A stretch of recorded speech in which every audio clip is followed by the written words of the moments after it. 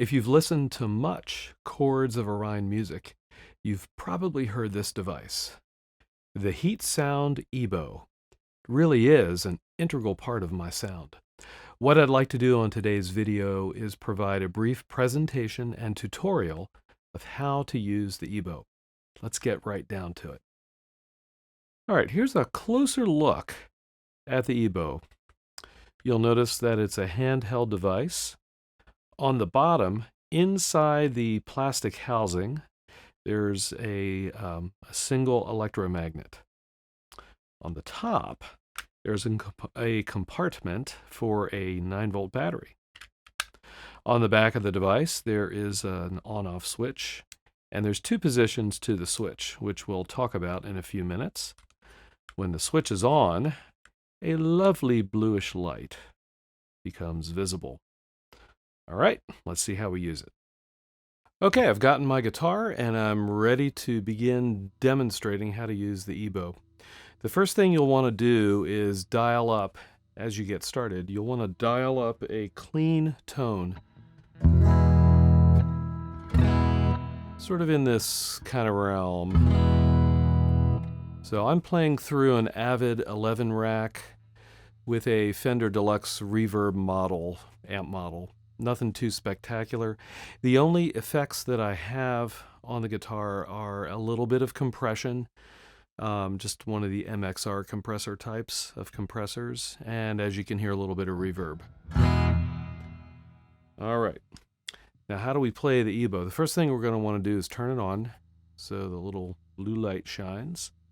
Second thing we're going to do is just simply hold it up to a string, straddling the string on the 2 rails that are built into the bottom of the EBow. So, for example, if you want to play the B string, you'll want to straddle the EBow on the E string and the G string. So let me show you how to do that. Just kind of put it there, and we don't hear anything yet. We need to get the string vibrating. So all I did was just simply tap, got my EBow in place, and I just simply tap the string and gently press the EBow in toward the string. If you go too far, of course, the EBow is going to hit the string, and that will make a rattling noise. Let me show you. So you do need to be careful. There's a little bit of an art to it. And then, once you get the EBow going, you can simply change notes.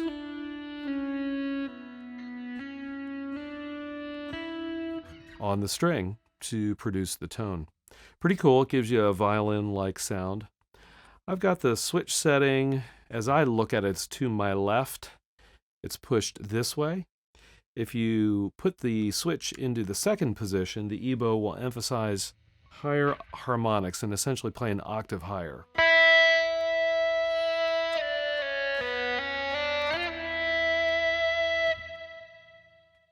All right, I'll put it back in position 1. There's a couple things that I like to do with the EBow in terms of just overall tone production. First, a dry sound is fine. It is a little plain sounding though, and that's why I have the reverb turned on. So I would recommend the use of some type of reverb. I also recommend turning down not the volume, but the tone control on your guitar. And if you've got a 2 pickup guitar like I do, flip your selector switch to the neck pickup. This is going to give you a mellower, fatter sound. Let me demonstrate.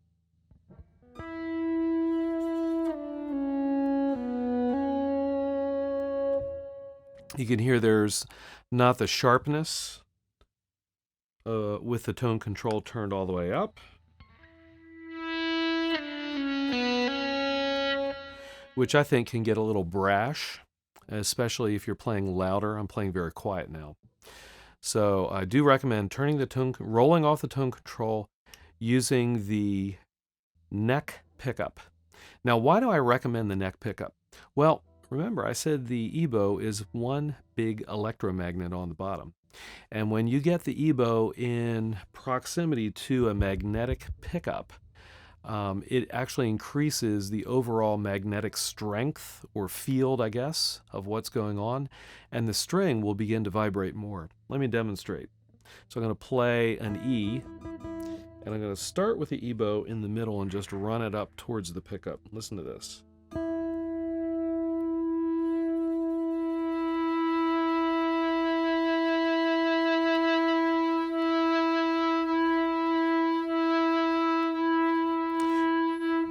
So you can probably hear as I run over each of the coils of the pickup, there's an increase in volume. And actually, when I'm in between the coils of the pickup, the volume actually goes down a little bit.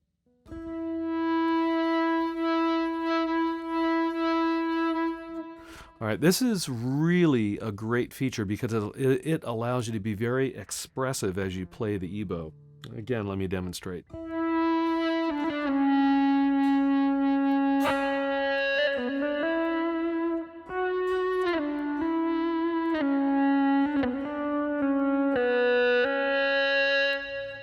So you can really control the dynamics. It's really nice. So I recommend, again, using the neck pickup, tone control rolled off.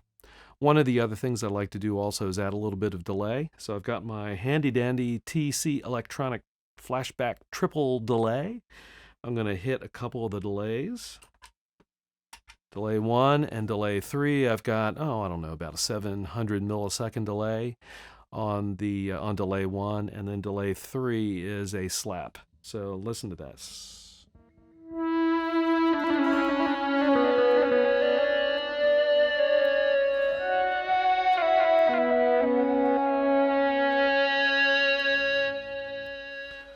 All right, sounds pretty good. Now, one of the other things you can add in is a volume pedal. I just happen to have one hooked up. Let me go ahead and use that too.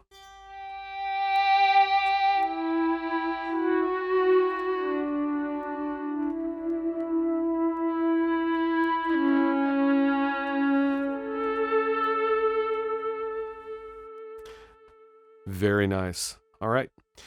The next thing to consider is playing itself. You may have noticed that I've only played on the B string. And a lot of EBow players that I see videos of pretty much do that. They play on one string only.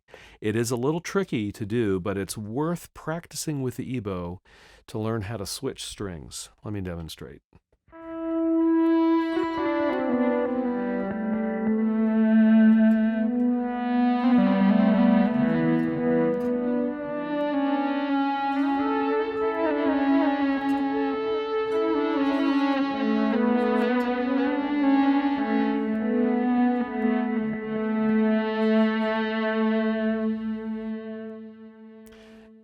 Definitely worth your while. You'll be able to play more fluid melodies, play more lead-oriented material like you normally would with a pick. Definitely worth learning how to do. I guess the technique that you want to think about using is actually tilting the EBow a little bit on an angle to allow it, sorry about that, to glide a little more easily over the strings. So if we're going to do some arpeggios, you'll kind of get a feel for how that works.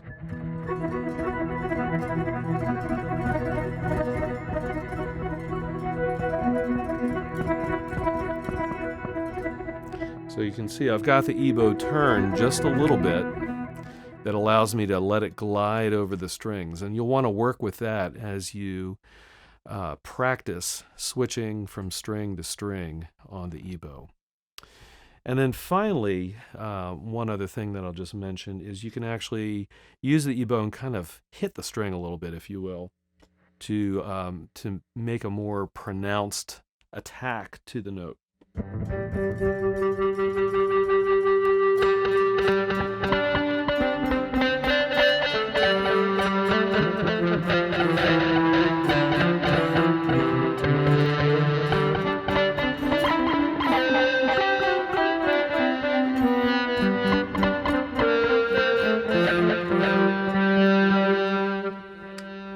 Sorry about the playing there, just fooling around, but you get the picture. You can kind of dig into the string a little bit, let the magnet do the work and provide a little sharper attack on the string.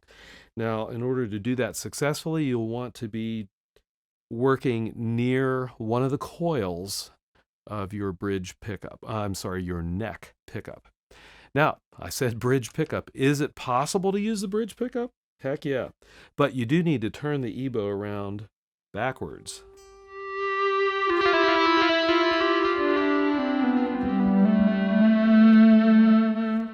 Have to admit, I don't do that very often. I pretty much focus on the neck pickup. Well, there you have it. That's a very brief tutorial of the EBow. It's a great device. It's very expressive. It's worth getting one and practicing with it and seeing if you can incorporate it into your music. And as always, I will see you all on the next video.